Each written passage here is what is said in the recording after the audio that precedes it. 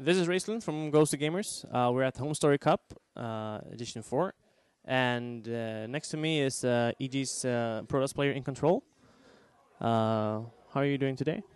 I'm doing okay. I was eliminated from the groups, so that's always a bitter pill to swallow. But I was really happy with the way I played a few of the games. The first game against Inertio, I liked where I was at in the game. Of course, he ended up overcoming me, and I fell apart in the end. But to play against a world-class Zerg like him and to be hanging in there and having my moment and knowing that I could have won. There's the chance for that. That's really good. Against Sock, we had a really interesting game, and then, of course, the last game is a forgetful one. I don't want to. That was not so good. And then to go up against Thorazane, a player that, in my mind, is one of the best in the non-Korean world. I really feel like when he's playing his top form, he's absolutely phenomenal. So, yes, it was meaningless, and of course, we weren't playing like it's the GSL finals, but we both wanted to win, and I came out ahead. And for me to say, in this group with these players, I did the performance that I did. I'm okay with that for now. This is the first tournament of the year. Coming off a big vacation, and I'm looking to work harder, to get it done. So do you feel that like this break, the holiday break, has reinvigorated you, or do you feel like you're a little bit rusty? No, I mean, I haven't played as much StarCraft as I would if I was in the lair the whole time. I was with family and that kind of stuff, but the vacation was entirely about reevaluating the way I approach the game and the way I'm thinking about it, because in 2011, I'm very happy with the progress of the game and with myself as a character and a personality, but I'm not okay with where I ended up as a player. I don't want to be the novelty player that people look at and it's like, well, he's a nice guy, he's funny sometimes. I don't want to be that. I want to be a force where I can do damage in tournaments and people can legitimately say, I really want you to do well, and then expect me to do pretty well. I'm not sitting here saying I'm going to be the next Naniwa or Huck, or I'm going to be the world's best Protoss player. I don't know that I have that ability, but what I do know is that I can play a lot better than I have been, and that's what I want to work on. Now, would you say that your time in Brood War, would you say that was where you were your best, or would you say that you get what I mean? Yeah, I do. Basically you're asking me, was I at my best and played my best in Brood War, and am I on the decline now in StarCraft II? I played better in Brood War. I think Brood War was a more difficult game that had a fewer top-end caliber of players. This game, StarCraft II, there's right now at least a larger pool of good players that Brood War did not have. And I think the key difference is that in Brood War, everything was really small-time and low-key for us non-Koreans. So, of course, if you're a Korean player playing in front of 30,000 people for hundred thousands of dollars, they don't have the same story I do. But for me, it was 1 or 2 tournaments a year. I get to see all my friends who I don't get to see. And there's not that much on the line. If I lose, okay, whatever, good job making it there. If I win, holy crap, congrats to you. But the things weren't quite on the line that they are now. And in StarCraft II, now it's corporations are watching you. If you lose matches, you've got thousands of people making threads everywhere, questioning your very professional existence. And that's just the nature of the beast. People ask me all the time, like, do the haters get to you? Do they bother you? And certainly I read everything, so it does bother me. I'd love it if everyone loved me, but that's just not the case. The matter of the fact is, in StarCraft II, there's more people watching, there's more on the line, and I'm still trying to figure out what that does to my mental game. And it's exciting, because honestly, the flip end of that would be nobody cares. I'm still traveling to 1 or 2 tournaments. Maybe I'm competing better because there's no pressure, but who wants to live in a world where StarCraft II is the 90th best game in the world,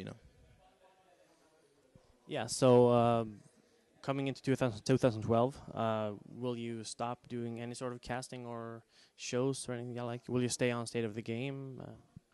I'm right now I'm doing State of the Game and Inside the Game, and I think that's fine as far as the commitment goes. I don't think I'll be doing anything too much more than that. As far as casting goes, it's not going to be like NASL where I'm in a place where I cast 9 or 10 hours a day in a setting where I'm only playing by myself. I'm not with other people. So that was obviously detrimental to my playing ability. So in 2012, it's going to be more time at the lair. We've put in 3.5 months. We're hoping for 6, 8, 9 months for us to really start benefiting and getting the huge experience of that.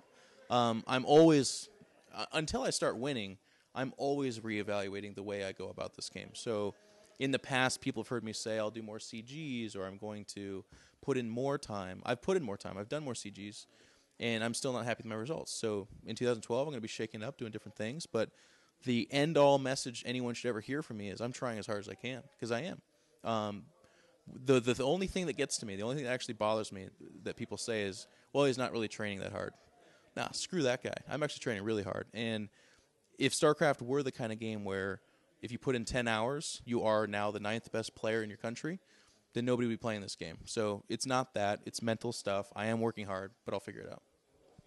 So you're saying, will you obviously have the EG layer, which is probably a really great training environment, but you mentioned earlier that doing the pilgrimage to Korea is more or less the key to success. Do you have any plans to go to Korea this year? I do. Very soon, I want to go.